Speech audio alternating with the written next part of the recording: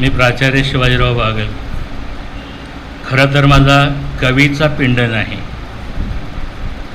मी कथा कादंबऱ्यामध्ये रमणारा माणूस.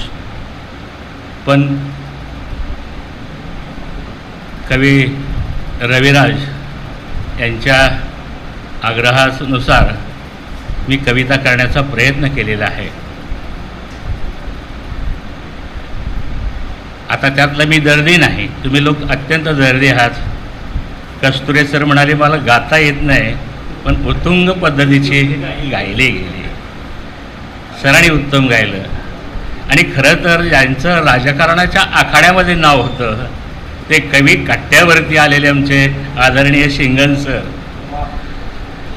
या सगळ्यांच्या समवेत मला माझी पहिली कविता सादर करता येते, माझं मदभाग्य समजतो.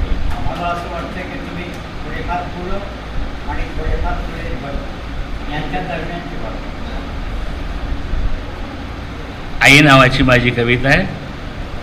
गेली मजला सोडून तू ग स्वर्गीय आई, गेली मजला सोडून तू ग स्वर्गीय आई, कोणास मी आता हाक मारावी आई.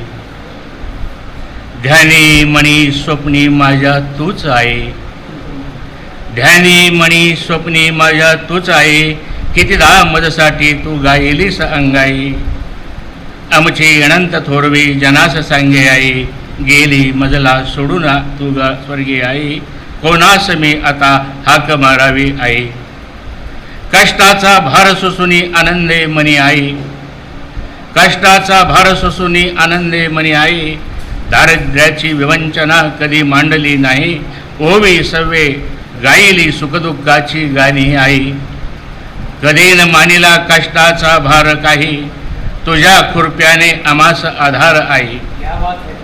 कधीच न भेटे अनंत तुझे उपकार आई, संत सज्जनास तू नित्य मान देत राही, संत सज्जनास तू नित्य मान देत राही.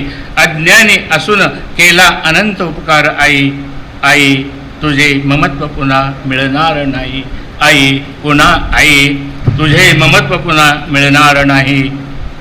नमस्कार.